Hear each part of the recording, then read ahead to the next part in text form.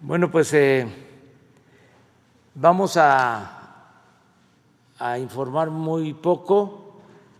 Vamos a dedicar esta conferencia, este diálogo circular, en una sesión amplia de preguntas y respuestas. Nada más estamos muy satisfechos porque se logró un acuerdo para reestructurar la deuda de Argentina. Esto es una buena noticia porque estaban buscando una negociación con el Fondo Monetario Internacional, también con los financieros, los poseedores de bonos.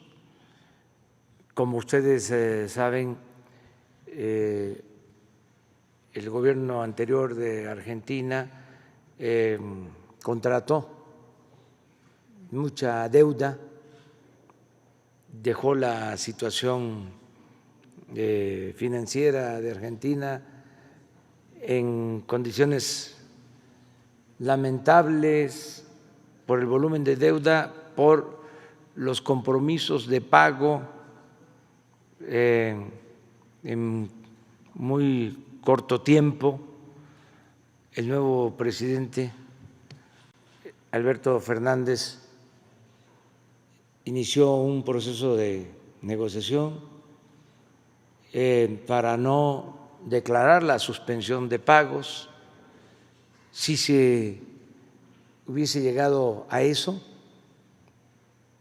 a lo mejor se iba a generar inestabilidad en los mercados financieros internacionales y se buscó en todo momento un acuerdo, se dialogó y parece que fue favorable para Argentina, porque se ampliaron los plazos, hubieron quitas al monto de deuda y lo celebramos, de que no se haya optado por la suspensión del pago de la deuda. Esto es estabilidad, esto da mucha tranquilidad en los mercados, en lo financiero. Ayer me hicieron llegar este video, es el presidente de Argentina, a ver si lo ponemos. Quiero darle las gracias al Papa Francisco, que estuvo siempre, todo este tiempo, a nuestro lado, ayudándonos silenciosamente. Quiero darle las gracias a Andrés Manuel López Obrador, que cuando lo necesité estuvo a mi lado ayudándome. Quiero darle las gracias al primer ministro Conte de Italia, al presidente de España, Pedro Sánchez, al presidente de Francia, Macron, a la canciller Merkel, porque todos ellos estuvieron a nuestro lado cuando lo necesitamos en la negociación de esta deuda. Bueno, pues ahora sí, abrimos. ¿Les parece? Hombre, mujer, mujer, hombre. Empezamos contigo.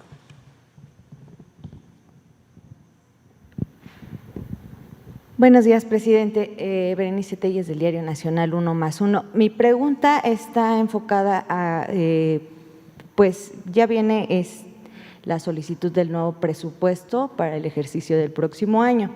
Y hay, al parecer, en la Secretaría de Comunicaciones y Transportes, pues una falta de eficiencia en el ejercicio de los recursos. Quisiera que nos pudiera aclarar un poco en qué consiste y qué va a suceder con estos recursos que no fueron ejercidos. Bueno, vamos a presentarles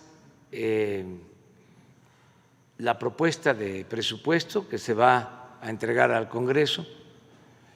Va a estar aquí el secretario de Hacienda el día 9. Se entrega el 8 el proyecto de presupuesto para que se analice, se discuta y en su caso se apruebe en la Cámara de Diputados, porque esa es la facultad de la Cámara de Diputados. En este caso es una facultad exclusiva de la Cámara de Diputados, no corresponde a la Cámara de Senadores.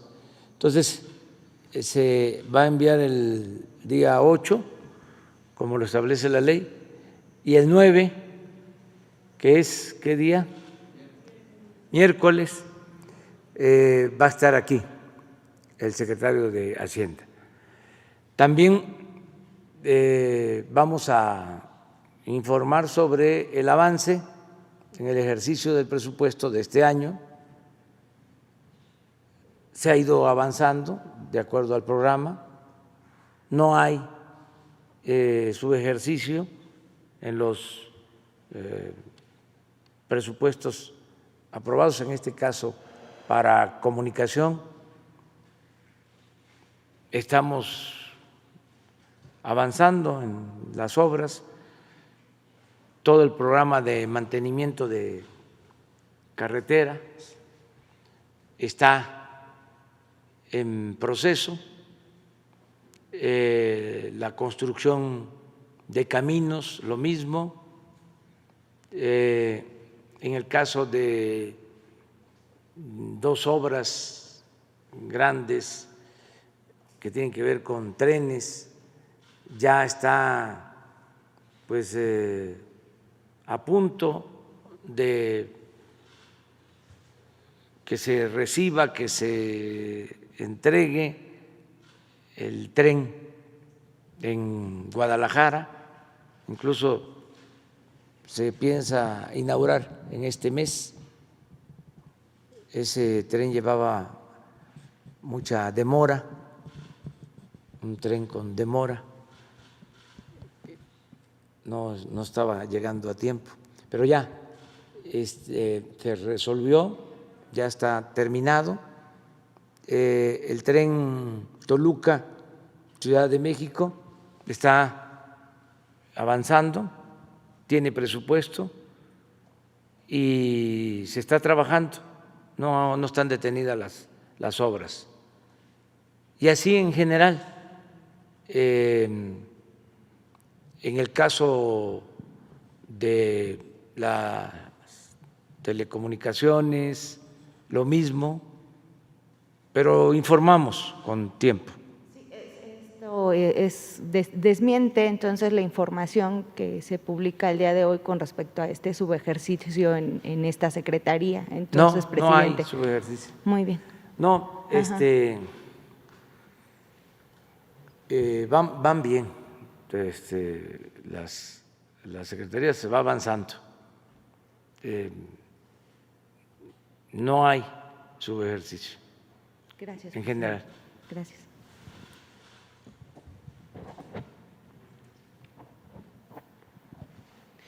Gracias, buenos días, señor presidente. Primero que nada, Demián Duarte, de Pasión por los Negocios, Política y Rock and Roll Radio, Lobos FM de Sonora.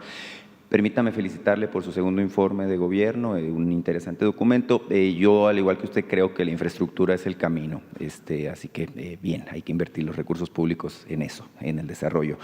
Señor presidente, ayer en su informe usted en el tema de seguridad enfatizaba un tema que es muy sensible, el asunto de los feminicidios, y usted manifestaba que es un tema que está a la baja. Y de hecho, en el informe reciente que presentó el secretario Durazo el 20 de agosto pasado, se detallaba ahí que hubo 74 feminicidios en el mes de julio. Incluso se daba cuenta de que en Sonora bajó sensiblemente esta situación, había 13 casos documentados entre el mes de enero y el de julio. Sin embargo, justamente el lunes pasado tuvimos en Empalme una situación que nos parece bastante grave en Sonora. Es una chica que fue víctima, es una chica de nombre Rosalía Yasmín, y fue asesinada no por una persona o no en un caso de violencia doméstica, no, fue asesinada por un comando armado. De hecho, le dieron 9 balazos por fuera de su casa. Ella tenía un puesto de comida que ponía a su familia fuera de su casa y ahí fue asesinada. Esta situación se suma evidentemente a la lamentable estadística de feminicidios. No quisiéramos que ninguna mujer más fuera violentada ni asesinada en México. Sin embargo, también expresa una situación de inseguridad que vivimos en Sonora, muy en particular en la región de Guaymas y Empalme. Los ciudadanos de estos dos municipios me contactaron y me pidieron que le expresara su preocupación por la situación. Me dicen que son un par de ciudades sin ley, donde las autoridades no han podido hacer nada para frenar la ola de violencia, y en particular, me pidieron que le expresara esta situación, la preocupación por el caso de Yasmín, pero también pedirle que se intervenga de manera tajante para frenar la ola de violencia y de inseguridad que se vive ahí. ¿Qué les puede responder, por favor? Bueno, pues que tienen razón, son crímenes lamentables, no deben de suceder, crímenes mucho menos estos feminicidios. Estamos todos los días atendiendo el problema de la inseguridad, de la violencia. Lo que dije ayer, hemos avanzado en detener el crecimiento de la incidencia delictiva en casi todos los delitos, menos en 2, en extorsión y homicidios dolosos. Me gustaría a ver si pueden poner el último reporte de datos oficiales, lo que se informó ¿mande? Sí, el corte hasta el día 20. Van a ver ustedes que hay disminución en muchos. En el caso del feminicidio es muy poco, es la disminución, o sea, se ha mantenido. Si tomamos como antecedente noviembre del 18, desde que estamos en el gobierno. Entonces, casi en todos, repito, los homicidios ha habido disminución, menos en homicidios y en extorsión. ¿Por qué nos ha costado reducir el número de homicidios? Porque tiene que ver mucho con la delincuencia organizada y constantemente hay confrontación, enfrentamientos entre grupos, y eso nos aumenta el número de homicidios. Hay un porcentaje de todos los homicidios del país, del orden del 75% de los homicidios, tienen que ver con el crimen organizado. Y no es justificación, Sí, esto es homicidio, no es justificación de ningún tipo, pero quedaron bandas, nos heredaron grupos con estructuras, como el caso de Guanajuato, donde se dejó que un grupo dominara por mucho tiempo, se produjo en los últimos tiempos mucha violencia, mucho enfrentamiento. Ahora que se detuvo al dirigente de la banda, al jefe de la banda, de todas maneras sigue habiendo problemas. Ayer fue también el estado con más homicidios, Guanajuato. Ya no igual, ha habido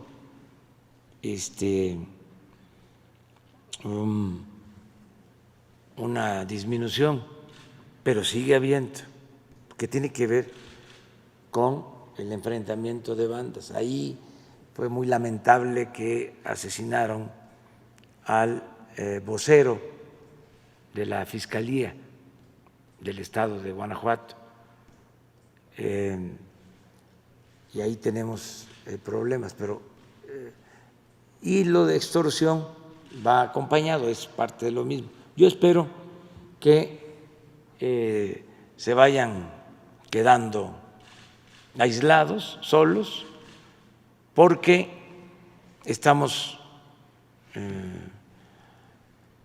avanzando, cada vez hay más presencia de elementos de seguridad. Ayer hablé de que ya son 97,000 elementos de la Guardia Nacional, 97,000, eso nunca se había visto.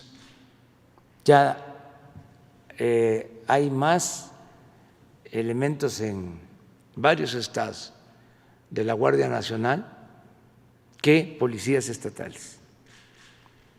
O sea, esto desde luego está ayudando y va a seguir ayudando. Pero esto es, sí, esto es lo que tiene que ver con feminicidios, y esto es lo que informamos. Muy poquito la disminución, sigue habiendo desde luego, y vamos a seguir insistiendo. También a ver si hay un cuadro sobre los delitos en total, en general. Una gráfica para verlos todos.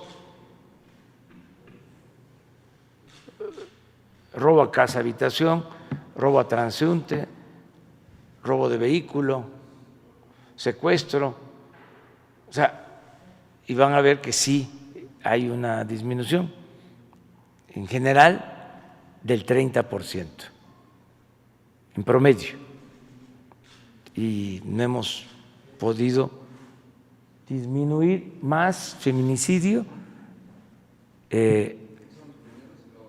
Sí, aquí están. Homicidio doloso, este es de un mes a otro, ¿no? Sí, no es así, es en el año.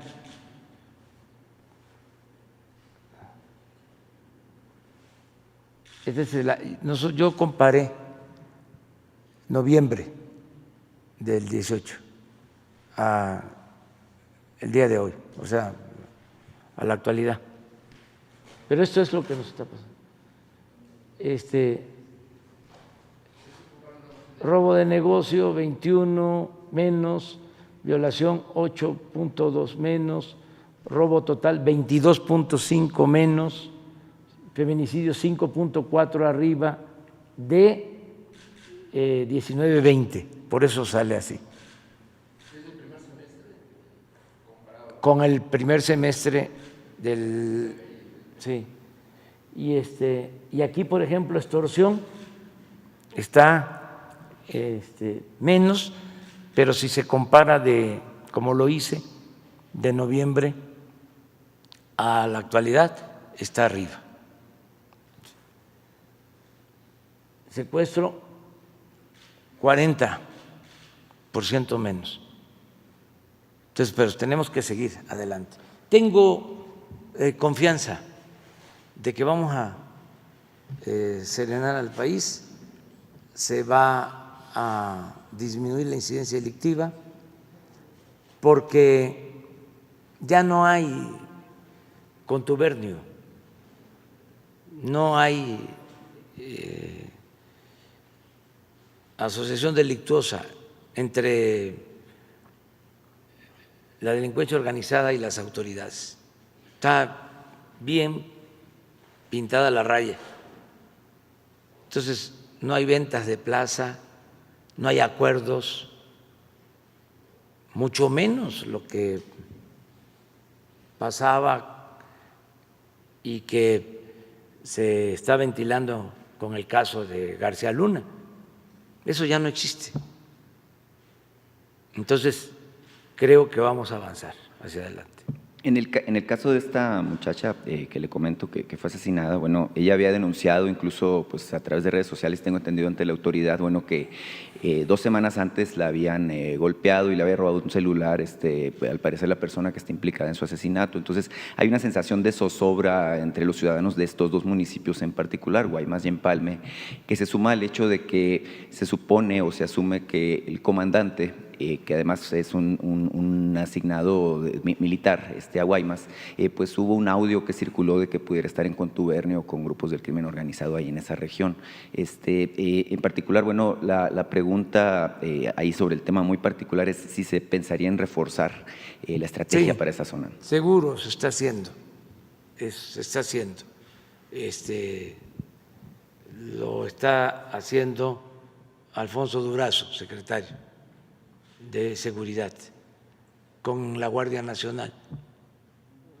Tengo información de que están atendiendo este asunto y todo lo que tiene que ver con los enfrentamientos en Sonora. Le quiero plantear otro tema, señor presidente. Está el tema de la renuncia del secretario de Medio Ambiente, Víctor Manuel Toledo, si ya se sabe quién lo va a sustituir. Se ha hablado de María Luisa Albores, como la nueva secretaria de Medio Ambiente, pero también esto me lleva a preguntarle sobre, Víctor Manuel dejó de hecho un tema muy importante en Sonora, que es el asunto de los derrames en el río Sonora en particular, de parte de la mina de Grupo México, Buenavista del Cobre. Pero relacionado también con el sector minero, pues está la anunciada desaparición de la subsecretaría de Minas, aparte de la desaparición de la subsecretaría de Gobernación, y seguramente habrá otras 8 que se confirmen en los próximos días. En el caso de la subsecretaría de Minas, ya incluso los empresarios mineros asociados en la Cámara Minera y los sindicatos mineros también han manifestado, inquietud, porque se sienten preocupados por la desaparición.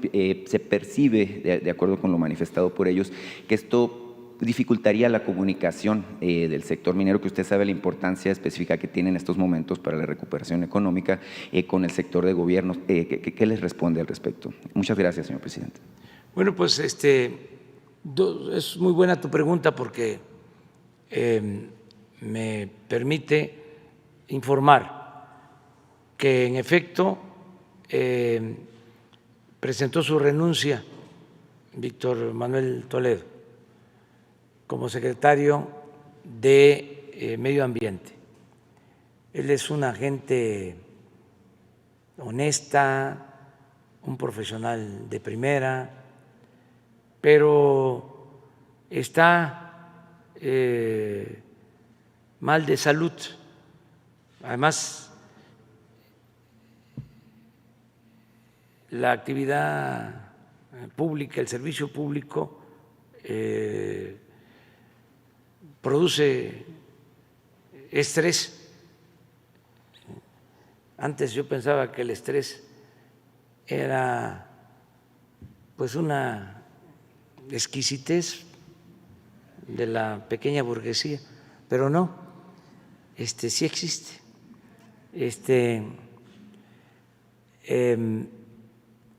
Y no todos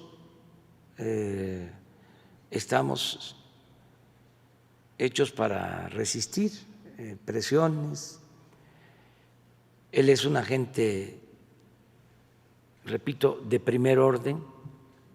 Yo diría que el ecologista, ambientalista más culto del país y consecuente del país. Entonces, me estaba ya informando de que no se sentía bien porque no le estaba ayudando su salud y que pensaba renunciar. Desde antes de que se generara la polémica por lo del agroquímico, y ya la semana pasada pues me dijo que no podía seguir. Entonces ya me presentó su renuncia, como se dio a conocer en los medios, por eso también lo doy a conocer, porque ya es de dominio público, casi. Entonces, en efecto, deja la secretaría, regresa a la academia, él es un investigador de la UNAM, y va en su lugar María Luisa Albores, que también es ambientalista, es la actual secretaria de Bienestar. Y para Bienestar va a ascender el subsecretario, Javier May.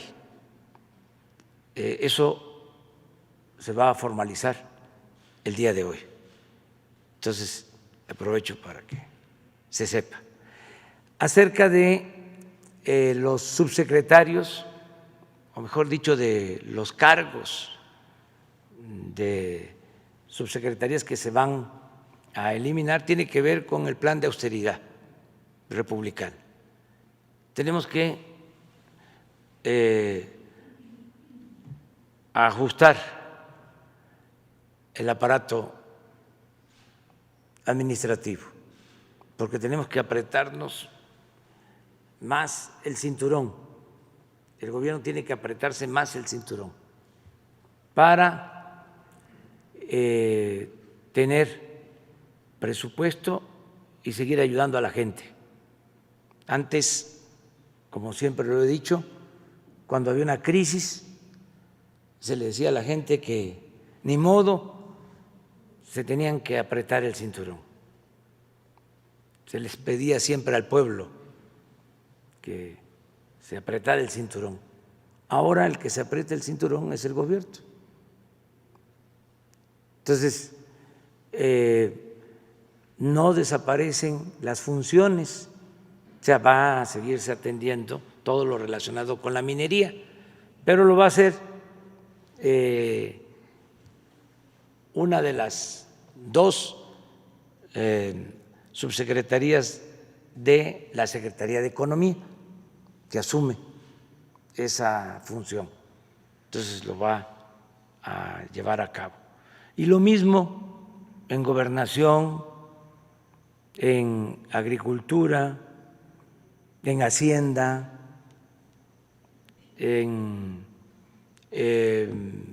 energía, en fin, en todas las secretarías prácticamente se van a eliminar estos cargos, una subsecretaría, para gastar menos.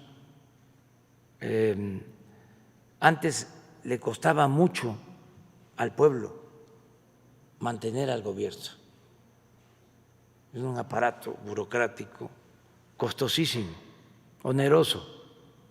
Por eso todo el presupuesto se consumía en el mismo gobierno. El gobierno estaba ensimismado y no le llegaba nada a la gente. Si el presupuesto es dinero del pueblo,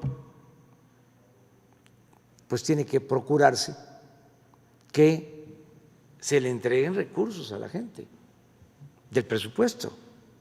No que estemos muy bien nosotros,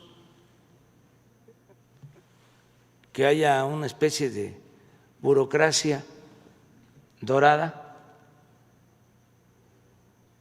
que como era antes, ¿no? Los funcionarios, sueldos hasta de 700,000 pesos mensuales y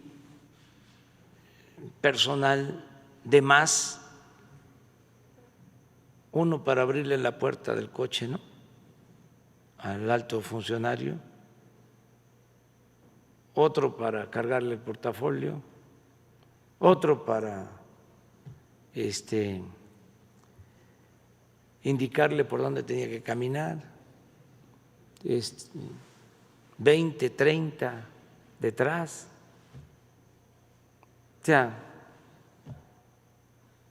siempre los altos funcionarios rodeados de guardaespaldas, ¿no?, de alcahuetes, de lambiscones, asesores a diestra y siniestra.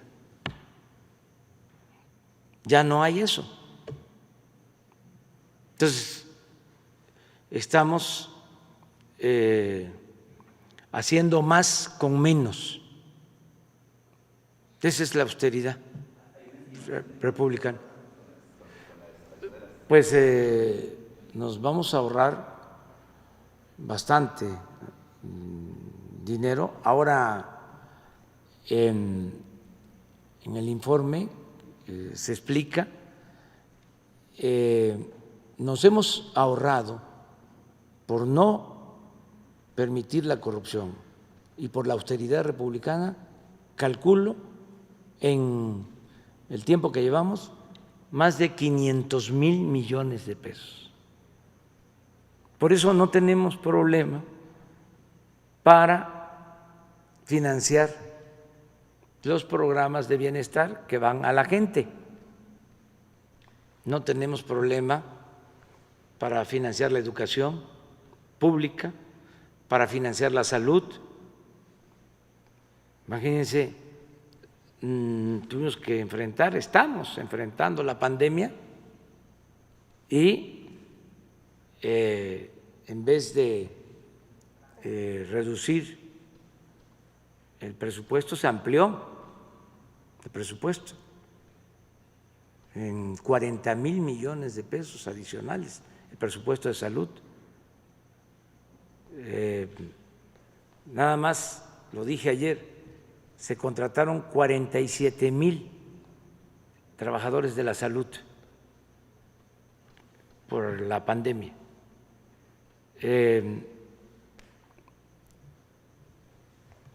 Rehabilitamos y terminamos hospitales que habían quedado en el abandono y no se cobran las pruebas, no se cobra la atención médica. Todos los que han necesitado atención por padecer de COVID han sido atendidos de manera gratuita.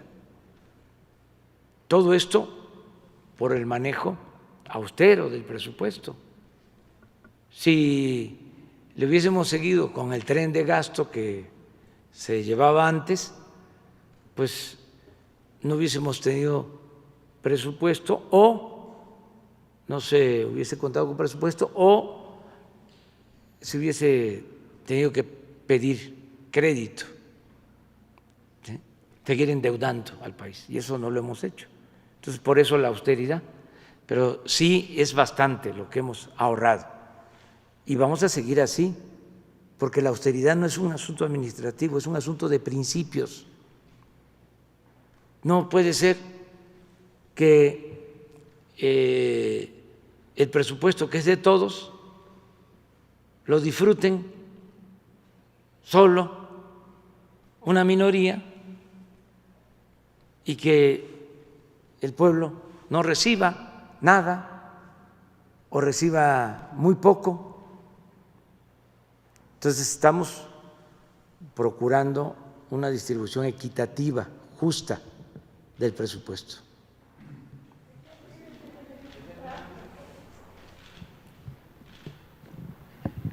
Gracias, señor presidente. Sandra Aguilera, de Grupo Larsa Comunicaciones. Presidente, antes que nada quiero darle las gracias porque después de haber hecho la denuncia del robo de insumos en el Hospital del Iste de Cancún por el director general, bueno, se hicieron las investigaciones y ya no se encuentra laborando él.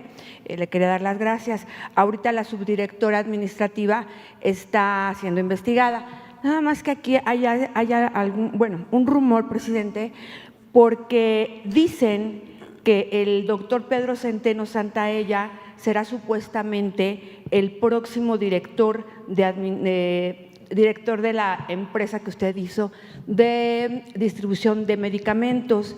El doctor Pedro Centeno también tiene denuncias en la función pública por cubrir a estas administradoras. Ellas están en diferentes clínicas del Iste, no se conocen entre sí.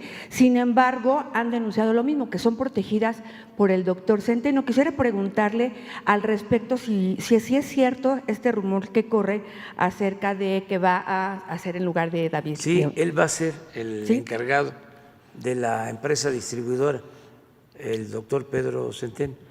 Y la pregunta es si están en investigación acerca de todas estas denuncias que se han hecho. No sabía, pero nos tiene que informar la Secretaría de la Función Pública. Perfecto, sí, porque están Conozco preocupados. a Pedro Centeno desde hace muchos años, es un profesional, luchador social, y no creo que él esté involucrado en actos de corrupción, pero de todas maneras vamos a pedir información a la Secretaría de la Función Pública. Gracias, presidente. También le quería comentar que por otro lado vino el doctor Lehmann, muchas gracias, que como se lo solicitamos del hospital de Pemex, porque tenemos muchas denuncias de mucha gente, sobre todo de adultos mayores, presidente, que pues están casados, personas de 80 años con otra persona de 83 años, donde padecen mucho de que no hay insumos, no hay medicamentos, no hay nada. Entonces ellos nos están solicitando si puede haber un departamento de atención a derechohabientes, así como lo hay en el IMSS, en el Iste, en INSABI, que generalmente nosotros canalizamos las denuncias y siempre les dan atención. En Pemex no existe, y el doctor Lehmann pues nos dijo que no hace falta en Pemex nada y que todo está perfecto. Entonces quisiera pues a ver si podría haber la oportunidad de que los atiendan, porque son muchas, cada vez hay más denuncias de estas personas. Sí, yo me encargo de eso. Y ya por último. Bueno, le comentamos al doctor de Pemex para que les pongan para que se apoye. Muchas gracias. Y por otro lado, los migrantes están diciendo que quieren firmar esa acta para lo que es de los expresidentes, para poder tener acceso. Ya ve que se están corriendo ahorita todo lo que son las actas para firmar, sin embargo, para el juicio de los expresidentes. Sin embargo, les piden su INE y ellos no han podido tramitarlo y no pueden acreditar que son mexicanos porque se los han impedido. Entonces, quieren saber qué pueden hacer para poder participar en esto. Gracias, presidente. Sí, yo creo que va a haber cada vez más información sobre la posibilidad de la consulta. Ya estoy viendo que hay iniciativas de ciudadanos para reunir las firmas, que es el primer paso. Y se va a dar respuesta a los que trabajan en el extranjero, si ellos pueden también firmar. Yo creo que sí. Ellos son ciudadanos mexicanos, si tienen su credencial de elector, porque sí hay que identificarse y presentar la credencial de elector. Creo que es básico, un requisito básico. Y poco a poco se va a ir sabiendo más. Tenemos hasta el día 15 de septiembre.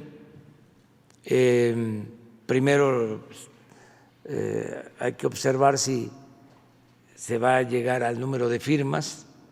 No es fácil, pero pues depende de la gente. Si no, está la posibilidad que lo hagan los legisladores, y si no, lo va a solicitar el presidente, como lo establece el procedimiento legal. Pues sí se va a hacer. Esto también me sirve para que yo le pida al INE pues que se vaya preparando, porque sí va a haber esta consulta. Es muy probable, no sabemos así a ciencia cierta, pero es muy probable. ¿Y por qué le digo esto al INE? Porque leí unas declaraciones donde hasta me pareció extraño. Están ellos diciendo que es muy difícil de hacer una consulta. ¿Cómo? Si ellos son los que tienen que promover que haya democracia. Sí, sí, pero pues que también se ajusten, ¿no?, el cinturón y que hagan más con menos, que ahorren, pero no puede ser que sea por dinero, pues no puede condicionarse a que se va a requerir más dinero. Si la gente quiere que haya una consulta, porque en la democracia el pueblo es el que manda, el pueblo es el que decide, pues hay que hacerle caso a la gente, hay que hacerle caso al pueblo. Y si no les gusta a ellos, porque no estén de acuerdo, por alguna razón, pues no son los indicados para opinar sobre eso. Si son los jueces, si es el árbitro. También pues aprovecho para decir de que vamos a presentar nuestra queja ante el Tribunal Electoral porque el INE nos quita un mensaje en televisión, porque hablo del Papa Francisco, cuando el Papa Francisco es, además de líder religioso, jefe de Estado. Pero el colmo es que me llaman la atención porque hablo de conservadores, no les gusta que yo llame a nuestros adversarios, con todo respeto, conservadores. Entonces, ¿cómo les voy a llamar? Porque no son liberales, ¿verdad? Tampoco progresistas.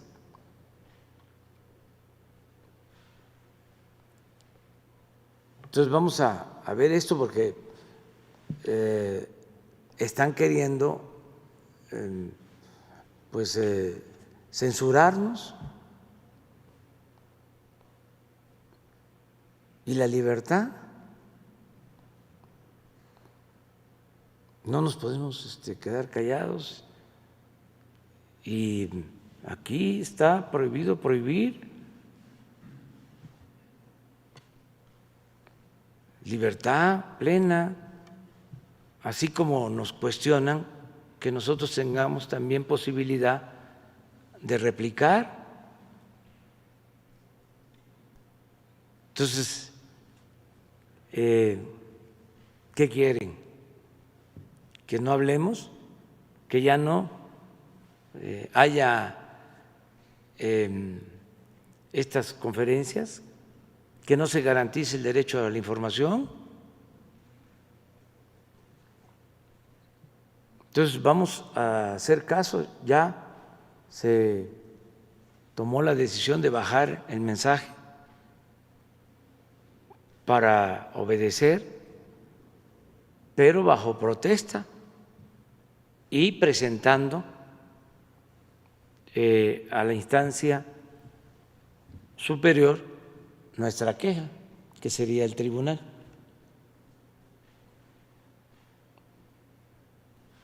Aprovechando que sale el tema. Muy bien, compañero. Gracias, presidente. Buenos días, Víctor Blogs para México Informa. Le quiero hacer una pregunta, presidente, respecto a lo que está comentando ahorita. Usted ha comentado y lo ha mencionado muchísimas veces que en su gobierno no existe la censura para los medios de comunicación y sobre todo hablo por los medios independientes, los medios digitales, porque han denunciado compañeros que sí existe una regulación por parte de verificadores en plataformas digitales, en particularmente, pues ya sabe, Facebook, YouTube, Twitter. La situación es de que estos verificadores que revisan el contenido clasifican el contenido como falso o engañoso, cuando usted también lo ha comentado aquí en sus conferencias, presidente, periodistas, columnistas reconocidos también han creado o publicado información falsa en ese sentido. Entonces, la pregunta sería, ¿quién verifica al verificador? ¿O quién sería el encargado para realmente verificar que se ponga en una balanza correcta o que se equilibre más bien el contenido, que al fin y al cabo pues es el que se comparte en las redes sociales, presidente? Entonces, esta sería la primera pregunta, presidente. Pues yo pienso que corresponde tanto a Twitter como a Facebook establecer reglas que no limiten la libertad y que al mismo tiempo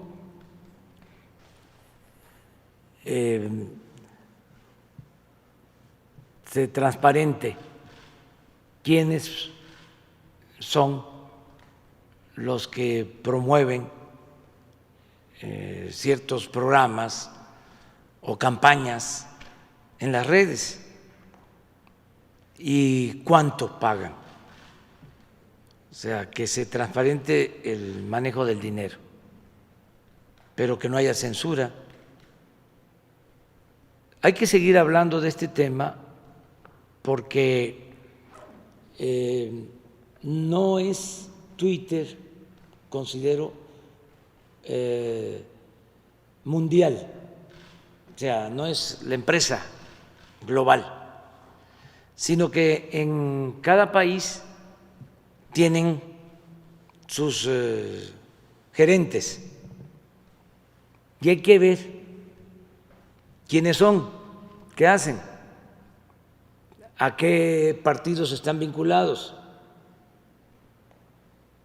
Son libres para tener simpatías, pero al mismo tiempo no pueden utilizar esos instrumentos para sesgar o distorsionar la información o utilizar esas redes para atacar a quienes consideran opositores o adversarios. Sí, vamos ahora a buscar que se concrete, que vengan, que informen,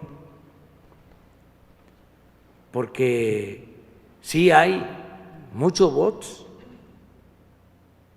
y la pregunta es, ¿quién paga? ¿Quién es el que está financiando? Es un poco lo de las llamadas organizaciones no gubernamentales.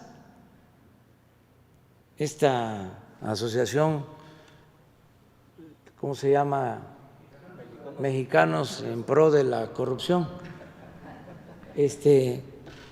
que se enojan mucho porque dimos a conocer que tienen financiamiento hasta del extranjero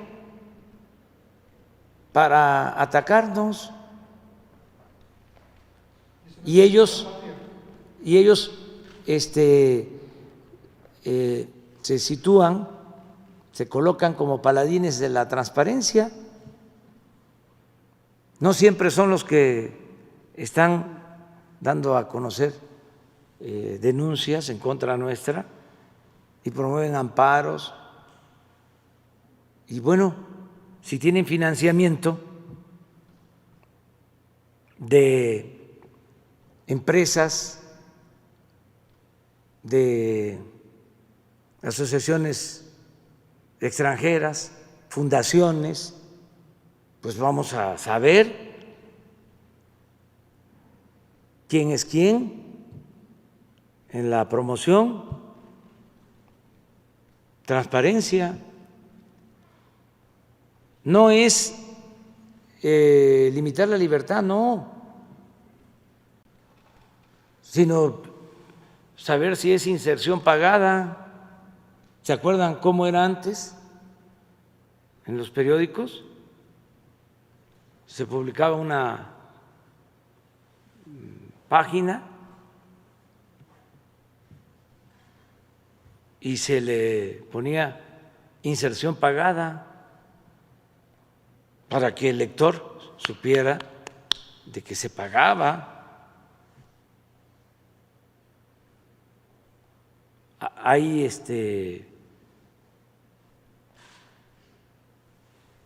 noticieros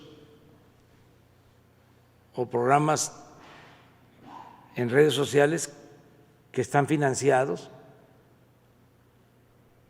o que pagan para que se difundan en redes, pues hay que ponerle cuánto pagan. Eso es todo. Pero no censurar a nadie. Presidente, la segunda situación es su opinión al respecto, ahorita también lo que usted estaba comentando sobre el INE. En 2 estados de la República comentaron, o más bien comenta el INE de que no va a poder transmitir ya la mañanera. Si usted me puede dar su punto de vista al respecto. No estoy de acuerdo porque esto no es propaganda, es información. Y también ya presentamos nuestra queja sobre este tema. Si estuviese yo llamando a votar por un partido o por un candidato, pero aquí se tocan temas generales, se informa.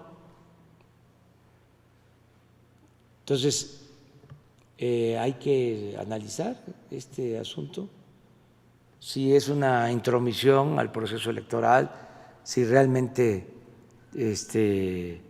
se concibe o se puede considerar como propaganda pero analizarlo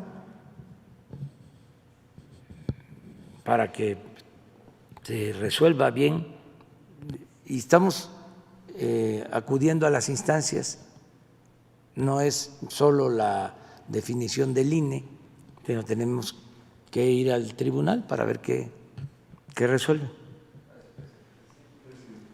Compañera, mujer, pero ella.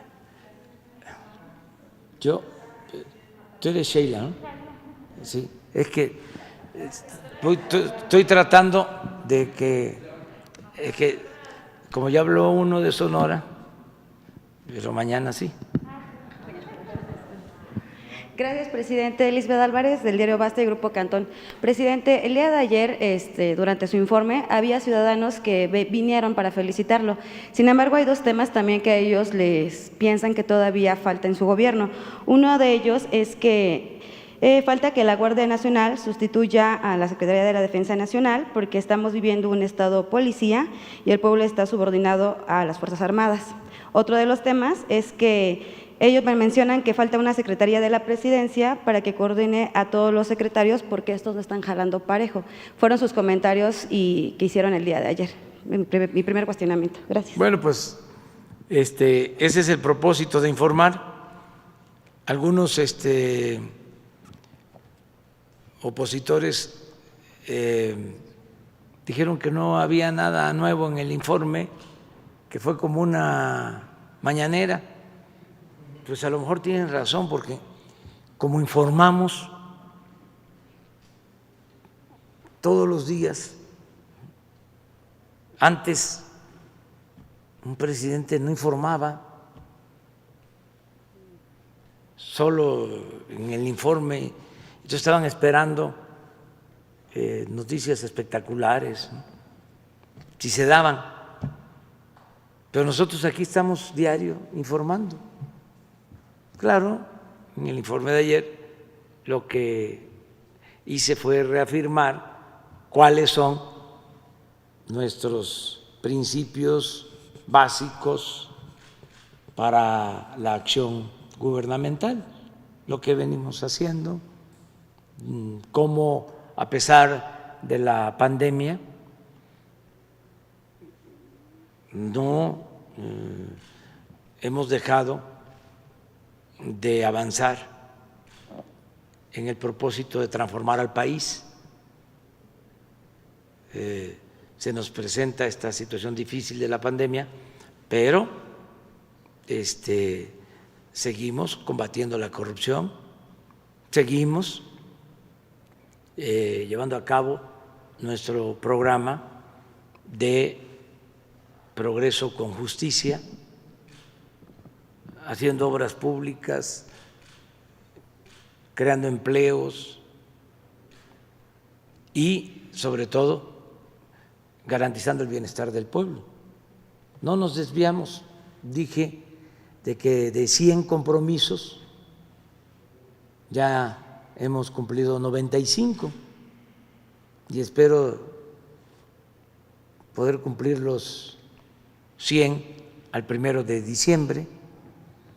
A lo mejor va a haber uno ahí más difícil de los 5 que faltan, que es el que puedan trasladarse todas las dependencias federales, la descentralización a los estados, que a lo mejor no vamos a poder cumplir eso en diciembre, pero vamos a tener ya avances, ya algunas secretarías ya en los estados. Eso se detuvo por la pandemia y necesitábamos actuar aquí. Si se dan cuenta, pues estuvimos mucho tiempo aquí. Yo incluso dejé de ir a los estados, a las giras de fin de semana, y nos congregamos en la capital, pero ya eso ya va a pasar porque ya afortunadamente va bajando la pandemia, sus efectos más graves. Entonces, ya se ha ido informando, la Guardia Nacional está avanzando, nos está ayudando mucho la Secretaría de la Defensa, la Secretaría de Marina. Ayer les hice un reconocimiento a los dos secretarios, el de Defensa y el de Marina, porque son dos instituciones que han sido fundamentales. Nada más les comento de 4 cosas así. Tuvimos el problema del desabasto por el combate al huachicol y de inmediato, ¿no?, para no tener problemas, se adquirieron más de 600 pipas para que no nos faltaran las gasolinas. ¿Y quién nos ayudó?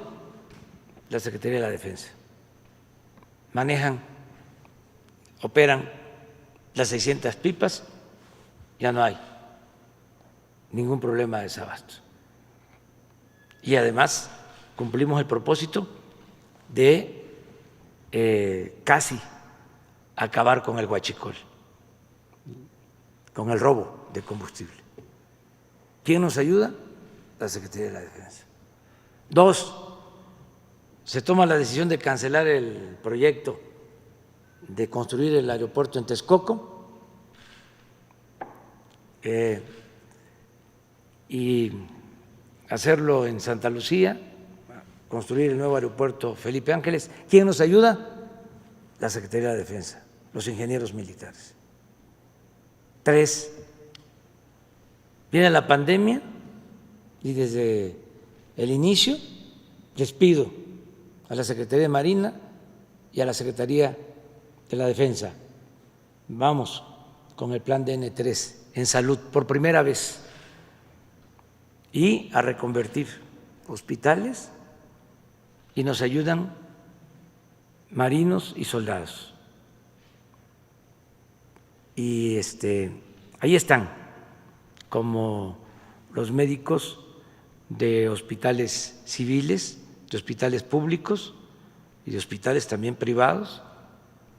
Ahí están los médicos militares, los marinos, salvando vidas. ¿Cómo integramos a la Guardia Nacional si no es con el apoyo de la Defensa y de Marina?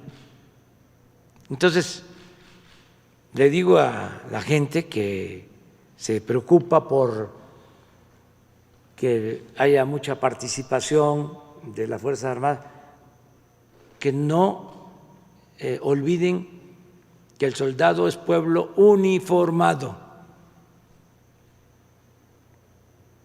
y que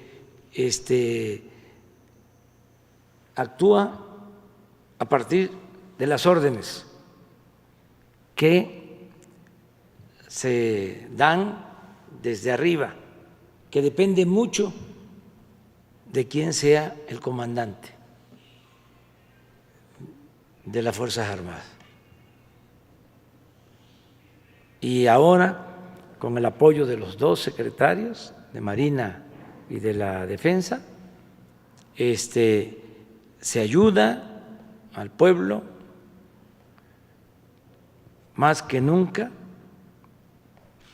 tanto marinos como soldados ayudan al pueblo, ellos son pueblo, ellos ayudan a sus semejantes y se respetan los derechos humanos.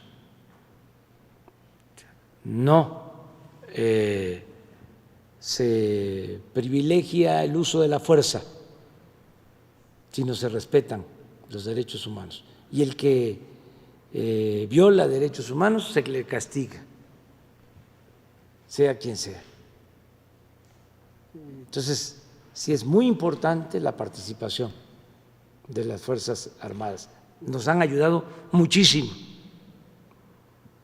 en la transformación del país. Y lo otro de que haya una Secretaría de la Presidencia, pues ese es mi trabajo. Yo eso es lo que hago. Yo coordino el esfuerzo de todas las secretarías. Estoy pendiente de todo. No soy muy dado a delegar. A ver, tú hazte cargo y ahí me informas. Cada 15 días, cada mes, ¿cómo vas? No, es casi diario. Bueno, el Gabinete de Seguridad se reúne diariamente con el Gabinete de Salud, diario, ahora con la pandemia. El secretario de Salud, el subsecretario de Salud, el director del ISSSTE, el director del Seguro, diario. Diario estoy con ellos. El caso de bienestar, todos los programas los evaluamos cuando menos una vez a la semana. Los proyectos de infraestructura, Tren Maya, Istmo, refinería, aeropuerto, una vez a la semana. Y estoy constantemente sobre eso para empujar al elefante y que camine. Pero ahí va caminando poco a poco. Presidente, una última pregunta. Derivado de la pandemia, hay personas con enfermedades crónicas. Tal es así que van retrasando las consultas en los hospitales. Por ejemplo, personas con leucemia, que han retrasado estas consultas porque, bueno, están atendiendo principalmente a personas con COVID. Se está viendo afectada su salud. ¿Qué se va a hacer ante este tema? Bueno, no todos los hospitales son COVID. Sí hay hospitales para atender enfermedades, más las urgentes, de modo que yo voy a pedir al secretario de Salud que les informe sobre eso, cómo está la atención en general de otras enfermedades que no son COVID, ¿sí? Cuántas consultas se dan en hospitales privados de acuerdo al convenio, ¿sí?, que se tiene con instituciones privadas de salud, y cuántas consultas se están dando en el ISSSTE, en el Seguro, en la Secretaría de Salud, que no están relacionadas con COVID. O sea, cómo se está atendiendo a la gente en general. Sí, lo vamos a ver. Y luego sigue la compañía de atrás. Muy buenos días, jefe de la Nación, su servidor Carlos Pozos. Ahorita no estoy a la izquierda, estoy a la derecha. Reportero de la Molécula Oficial. Usted acaba de hablar precisamente del paquete económico 2021 que se entregará el próximo 8 de septiembre. Yo quisiera solicitarle si nos pudiera adelantar la proyección en cifras. ¿Qué proyección se tiene del PIB? ¿Va a crecer? ¿No va a haber crecimiento? ¿Qué tipo de cambio tiene contemplado el paquete económico? También quisiera saber cuál es el precio de la mezcla del barril en el paquete. Quisiera saber cuál es la plataforma de producción petrolera que se estima. Otro tema importante es qué tipo de inflación contempla el paquete económico y finalmente cuál sería la tasa de interés que contempla el mismo. Pues me estás pidiendo, ya es la carátula del paquete que se va a enviar al Congreso. Exactamente lo que estás preguntando es la carátula, es lo que va adelante. Nada más el PIB de Pemex. Nada más, pero se está haciendo el ajuste, por eso tenemos hasta el día 8, ¿sí? Y el 9, ¿sí? Aquí se presenta, se te va a dar respuesta a todos esos planteamientos porque son los fundamentos para el nuevo presupuesto. O sea, se tiene que establecer ya parámetros, se tienen que establecer parámetros de crecimiento, ¿sí? De precio de la mezcla del petróleo mexicano, ingresos, ¿sí? Cuánto se contempla recaudar por IVA, por impuestos sobre la renta. Les puedo adelantar algunas cosas, que no va a aumentar la deuda. Les voy a adelantar algo, no van a aumentar los impuestos. Ya. Ok, señor presidente. Mi segunda pregunta. Usted el pasado 7 de abril hizo un llamado a los partidos políticos a donar parte de su presupuesto para la lucha contra el COVID. Ahora, ante el arranque del proceso electoral el próximo 7 de septiembre, ¿haría esa misma invitación a que los partidos o los representantes de los partidos de la oposición pudieran venir a visitarlo, estas fuerzas políticas, aquí a Palacio Nacional, para intercambiar puntos de vista ante el proceso electoral del 2021? Sí, miren, el presupuesto lo envía el Ejecutivo, pero hay poderes, entidades autónomas que elaboran su presupuesto con absoluta independencia y nosotros lo único que hacemos es integrarlo al presupuesto general y enviarlo a la Cámara de Diputados. Nosotros no podemos decidir sobre el presupuesto del Poder Judicial, no podemos decidir sobre el presupuesto del INE, no podemos decidir sobre el presupuesto de la Fiscalía General de la República. Sin embargo, le pedí al secretario de Hacienda que con todo respeto a las autonomías se les informara a estos poderes de la situación económica por la que se está atravesando y que de manera voluntaria se hiciera un esfuerzo para que estos organismos autónomos ahorraran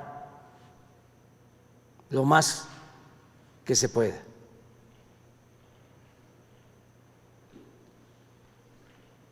Por la caída en la economía, por la crisis sanitaria,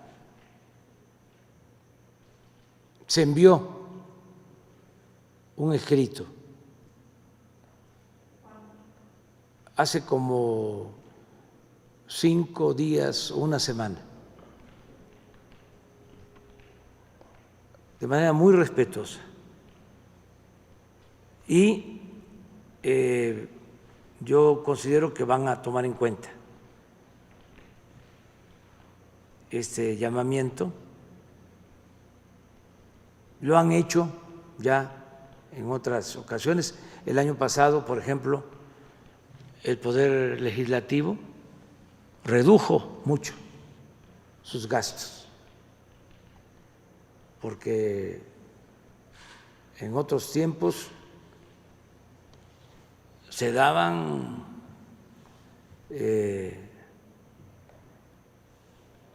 la gran vida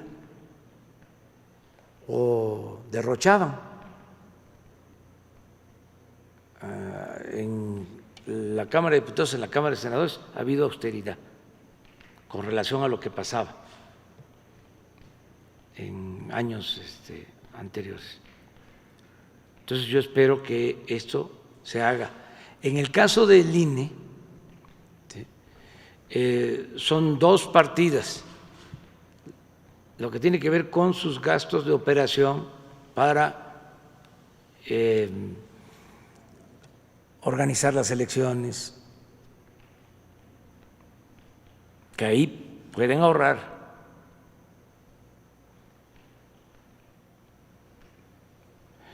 Y la otra partida es la que el INE entrega por ley a los partidos. Y hay una iniciativa en el Congreso para reducir el presupuesto de los partidos, nada más que no ha podido pasar, no han querido aprobarla. A lo mejor ahora se aprueba, porque bien podrían bajar hasta el 50% su gasto, los partidos. Vamos a esperar.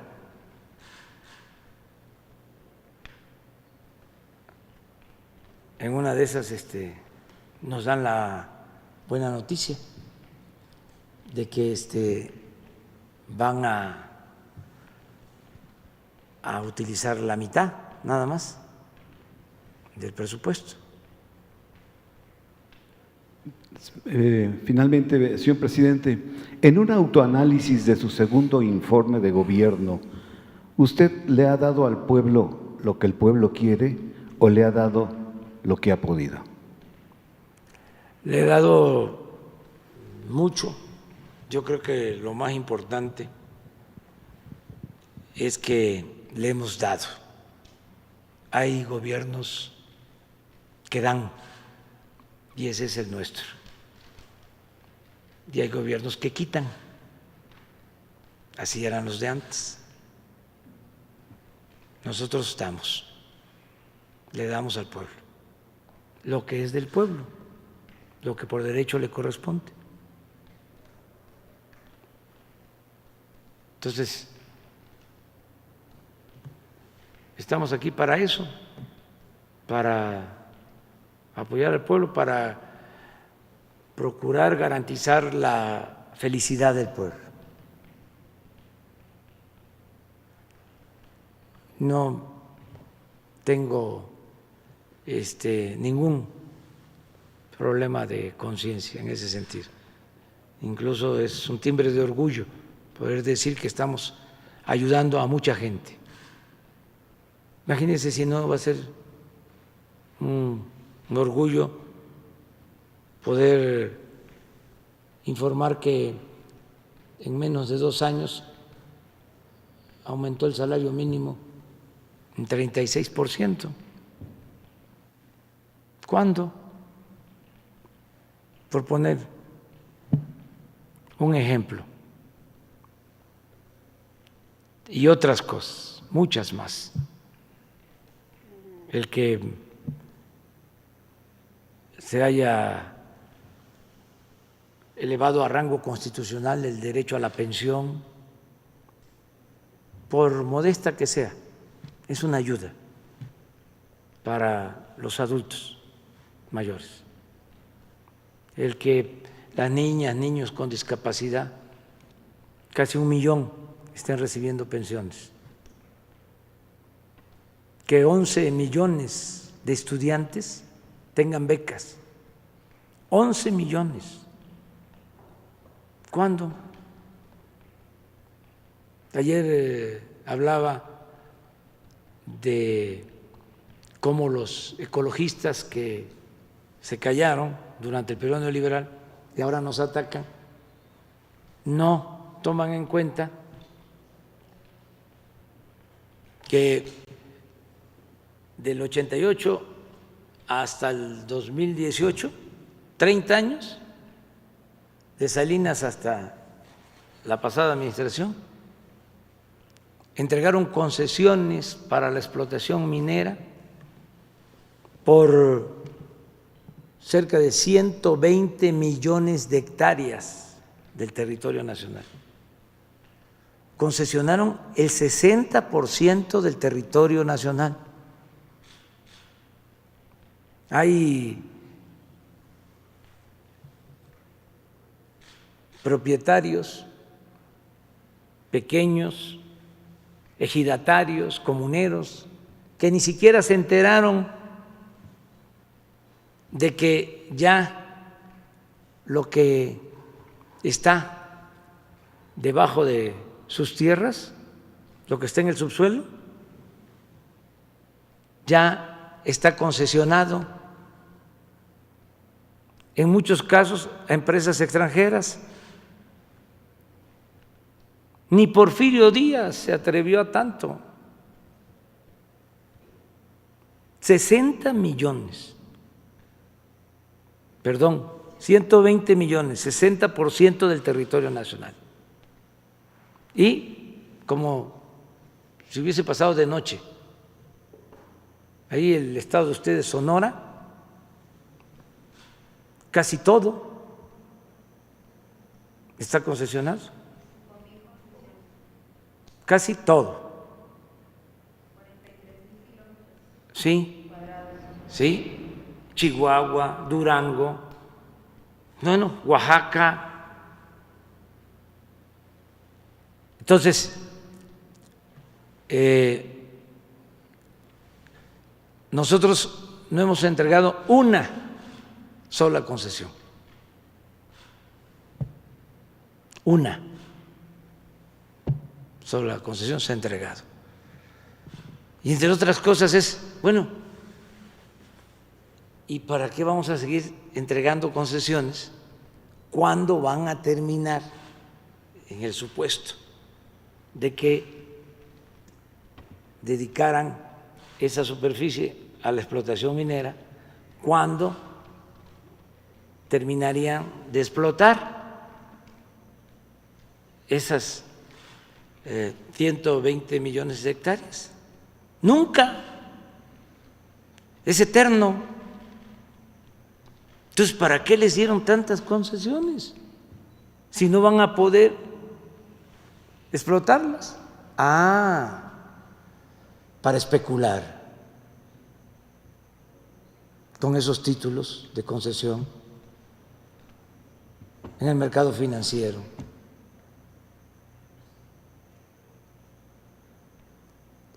Pero, ¿qué hicieron los ecologistas, los ambientalistas, cuando hasta el cerro de San Luis Potosí, que es el emblema del Estado, desapareció?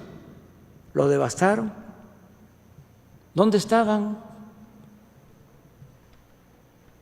Ahora tenemos el programa de reforestación más importante del mundo. Estamos plantando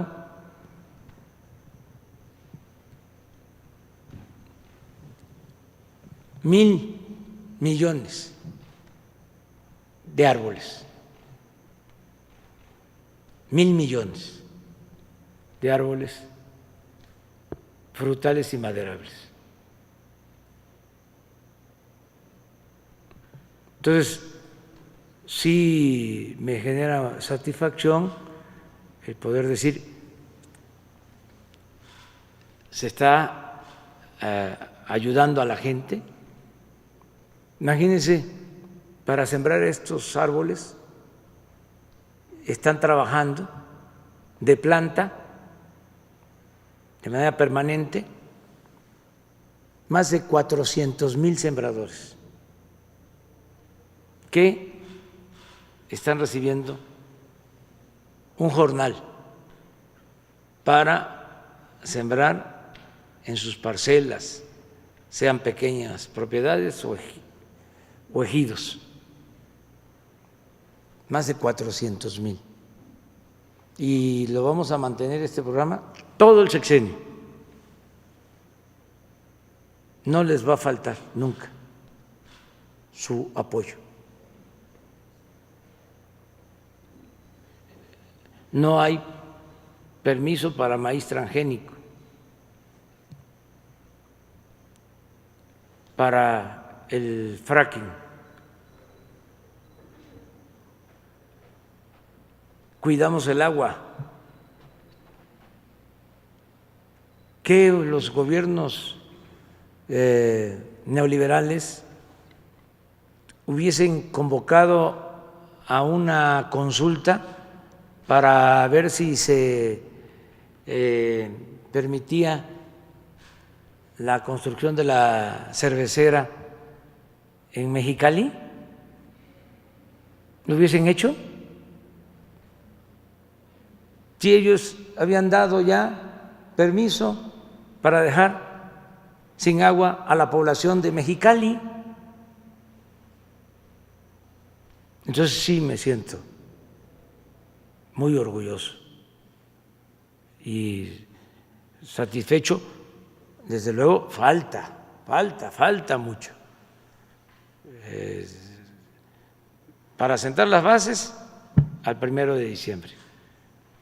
Porque en estos 3 meses vamos a avanzar muchísimo para dejar ya los cimientos y luego terminar la obra de edificación, o sea, consolidar la transformación, seguir atendiendo al pueblo para seguir contando con su respaldo, porque es así. Si se atiende al pueblo, hay respaldo del pueblo. Si no se le atiende al pueblo, no dura un gobierno, o dura con el uso de la fuerza, o dura comprando lealtades, comprando conciencias, pagando publicidad con dinero para que se alabe al gobernante. Pero sostenerse sin entregar dinero para publicidad, sostenerse llevando a cabo una transformación requiere del apoyo de la gente. Lo que decía el presidente Juárez, con el pueblo todo, sin el pueblo nada. Entonces, hasta ahora nos ha estado apoyando el pueblo, nos respalda la mayoría de los mexicanos y por eso vamos a seguir adelante. Buenos días, presidente. Ahorita acaba de decir que no habrá más impuestos, pero Morena en el Senado está pensando gravar las herencias y refrescos. ¿Usted opina que no debe Morena iniciar una discusión sobre progresividad fiscal? Yo creo que no deben de aumentar los impuestos en términos reales, o sea, para que se entienda. O sea, se va a aumentar lo que es inflación, pero no hay un aumento en términos reales. No debe de haber aumentos. Y en el caso de los refrescos y de productos industrializados y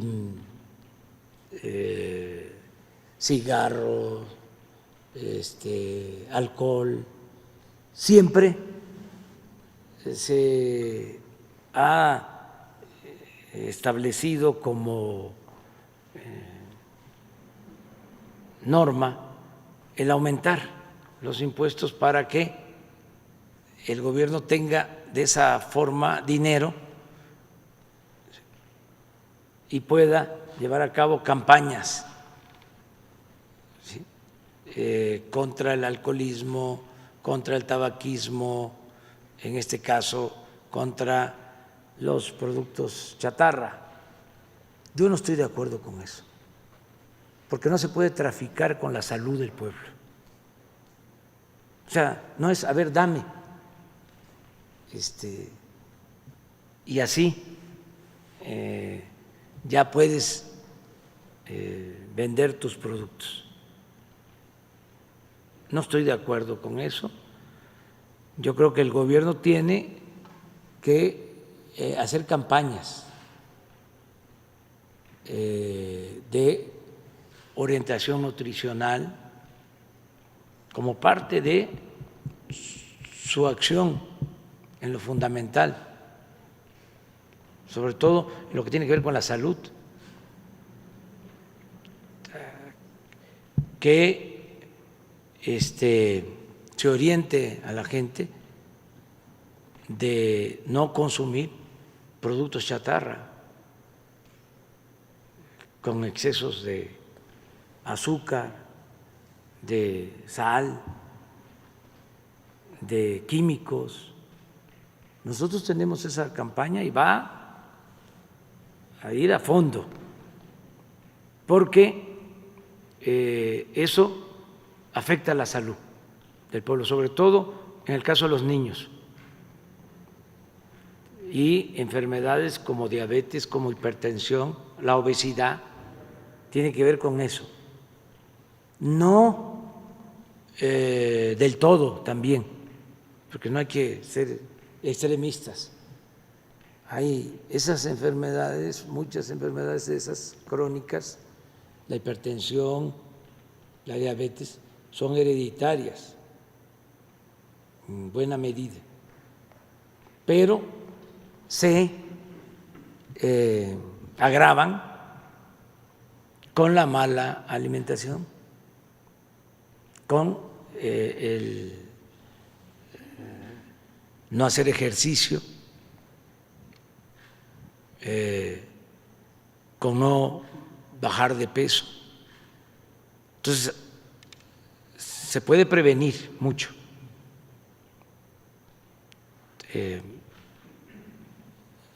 Ahora se ha ido avanzando porque ya hay un nuevo etiquetado en donde se informa sobre lo que contienen los productos industrializados. Eso lo considero más importante que estar grabando y grabando y grabando estos productos. Además, a veces, ¿saben qué llevan a cabo algunas empresas? Que cuando se dan los aumentos de estos impuestos, inmediatamente ellos le agregan algo más, aprovechan el viaje, pues, y le echan la culpa al gobierno. Si un refresco valía $1, estoy hablando de mis tiempos. En mis tiempos, lo más que tomábamos en mi pueblo, cuando empezaron las bebidas industrializadas, eran las gaseosas, que se hacían de manera artesanal. Pero bueno, imaginemos que es $1 y aumenta el impuesto 20 centavos. Entonces ya costaría el refresco 1.20. Sí, pero no lo van a vender en 1.20.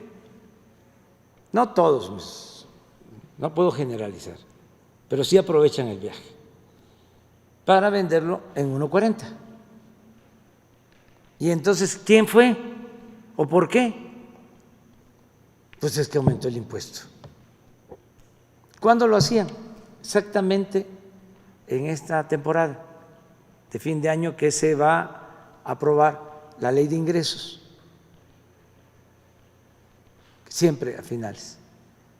Entonces, por eso para enero, arriba los precios. Entonces, presidente, ¿no está muy de acuerdo con estas iniciativas? No, pero además, con todo respeto, si es el Senado, pues hasta que llegue la ley de ingresos, podrían ellos plantearlo. Y tienen facultad en el caso de la ley de ingresos. En el caso del presupuesto, no. El presupuesto es facultad exclusiva de la Cámara de Diputados. Presidente, y en otro tema preguntarle si se puede esperar que en el proyecto del presupuesto del 2021 que usted va a presentar vendría un plan de reactivación basado en obras de infraestructura como piden los empresarios. Pues sí, desde luego.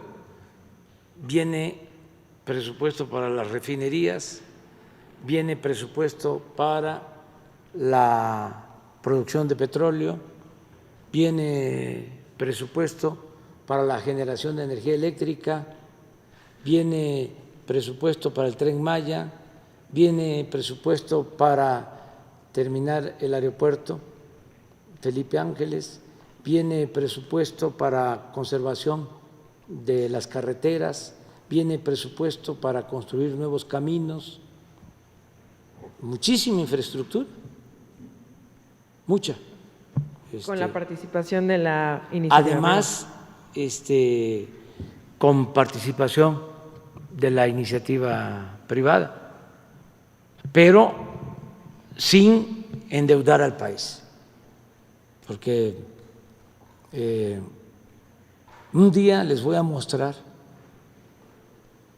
cómo se endeudaron gobiernos con la pandemia, porque siguieron con la misma estrategia neoliberal, siempre en las crisis, más deuda. Eso era lo que me pedían algunos, que se endeudara el país. Les voy a mostrar aquí cuánto se endeudaron los países europeos, cuánto se endeudó Japón, cuánto se endeudó Estados Unidos y cuánto es nuestra deuda, para que vean que la estrategia nuestra fue muy responsable, prudente. Si les hubiésemos hecho caso, entonces sí no podría yo garantizar el bienestar de la gente, del pueblo, porque más deuda es más pago de intereses de deuda, menos dinero para la gente, más dinero para pagar el servicio de la deuda. Entonces, además, el caso de Estados Unidos, con la pandemia, le meten pues hasta 25-30% del Producto Interno de Estados Unidos. Aumentan su deuda 30%, 40%, Japón igual, Alemania 20-25%. Pero son países que tienen más fortaleza económica que nuestro país. Aplicar esa receta que aplican ellos, que desde mi punto de vista ni siquiera ellos deberían de hacerlo, ¿sí? Aplicarla en México, pues es aniquilar al país, es hipotecar por completo el futuro de México, de las nuevas generaciones, no dejarles nada. Y hubieron países europeos que no tienen el mismo nivel que Alemania o que Japón o que Estados Unidos y se endeudaron, y yo les comentaba, con todo respeto, que cuando regresaban los jefes de Estado, después de estar haciendo gestiones en la Unión Europea para obtener créditos, les aplaudían porque habían conseguido deuda. Claro, no le aplaudía el pueblo, sus allegados, como que ya con esa deuda, con esos nuevos créditos, se iba a resolver el problema. No, ya, pues no han salido de la crisis. Al contrario, van a complicarse más su situación económica con esa estrategia. Entonces, México, lo dije ayer, es de los pocos países que optó por una estrategia distinta. Ya no es deuda para darle a los de arriba, porque si llueve fuerte arriba, gotea abajo. No, no fue deuda, fue apretarnos el cinturón, austeridad y apoyar abajo de manera directa, con, lo voy a seguir diciendo, la bendición que significa el aumento en las remesas, lo que envían nuestros paisanos a sus familiares. Ayer que estaba hablando de cómo han aumentado las remesas, di un dato, van aumentando en 10% las remesas con relación al año pasado. Y ayer el Banco de México dio el dato de julio, y exacto, de acuerdo a nuestros cálculos, las remesas creciendo. El dato del Banco de México de ayer con relación a lo que llegó de remesas en julio. Entonces esto nos está ayudando mucho.